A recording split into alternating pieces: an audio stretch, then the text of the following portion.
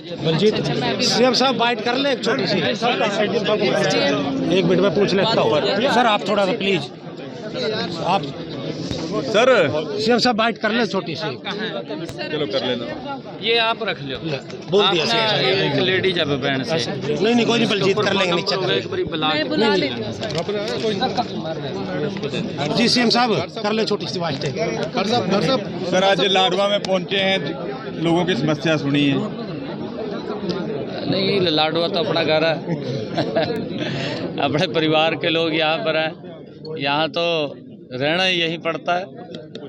और लोगों की समस्याएं जितना समय यहाँ मिलता है उस बीच में आना होता है, उनकी समस्याओं को सुन करके उसके समाधान के लिए वो अधिकारियों को कहा है, आते हैं लोग अपनी समस्याएं लेकर के। और मैं समय समय के ऊपर यहाँ अपने परिवार के बीच में रहता हूँ, अपने लोगों के बीच में रहता हूँ। कुरुक्षेत्र में जो भी विकास के कार्य चाहे अधूरे थे या कोई पेंडिंग थे, ऐसे सब कामों को गति से करने का काम वो तेज़ गति से होगा, ताकि यहाँ के लोगों को किसी समस्या का सामना न करना पड़े, उसका समाधान करने का काम हमारी सरकार करेगी। तो सीएम खड़गे साहब कह रहे हैं कि इलेक्शन कमीशन को गुमराह करने के लिए मोदी जी कर रहे हैं सारा, इलेक्शन को बदलाव करने के लिए। आज ट्वीट किया उन्होंने, किन्होंने? खड़गे साहब ने। खड़गे साहब कांग्रेस के वरिष्ठ नेता हैं और कांग्रेस को देश के लोगों ने नकार दिया है। उन पर ट्वीट करने के सिवा कुछ रहा नहीं है, क्योंकि वन नेशन वन इलेक्शन, इससे देश को भी लाभ होगा, विकास की गति भी तेज होगी। कांग्रेस कभी नहीं चाहती कि देश का विकास हो, क्योंकि लंबे समय तक देश के ऊपर शासित रहे हैं।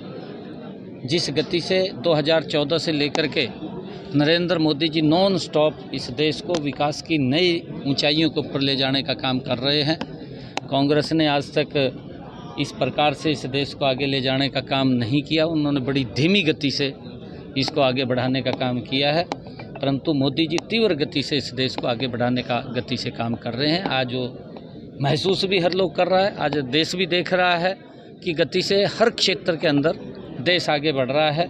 आदरणीय प्रधानमंत्री जी की जो सोच है कि 2047 तक ये विकसित भारत बनेगा, और उस विकसित भारत को लेकर के जो समस्याएं हैं उन समस्याओं का समाधान करते हुए आदरणीय मोदी जी ने धारा 370 को समाप्त किया। खड़गे साहब ने तब भी ट्वीट किया था कि ये धारा 370 समाप्त नहीं होनी चाहिए, तब भी उनका ट्वीट आया था।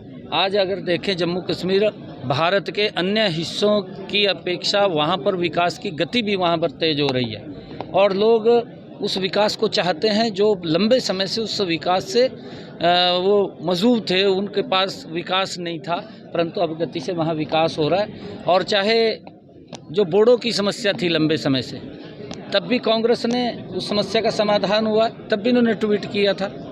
कांग्रेस की जब कांग्रेस ने, खड़गे साहब ने और राहुल ने तब भी ट्वीट किया था जब आदरणीय प्रधानमंत्री जी ने प्रधानमंत्री किसान सम्मान निधि लगाई थी, तब भी उन्होंने इसका विरोध किया था।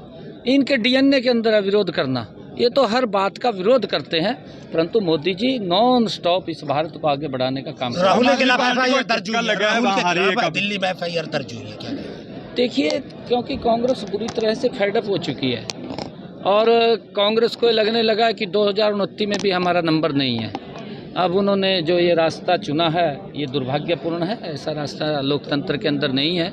इन्होंने तो चाहे संविधान के अपमान की बात हो, चाहे डॉक्टर भीमराव अंबेडकर जी के अपमान की बात हो, चाहे लोकतंत्र के अपमान की बात हो, चाहे राष्ट्रपति जी के अपमान की बात हो, चाहे उपराष्ट्रपति के अपमान की बात हो, एक भी ऐसा कोई भी विषय कांग्रेस ने नहीं छोड़ा जिसने इन संवैधानिक संस्थाओं का अपमान न किया हो।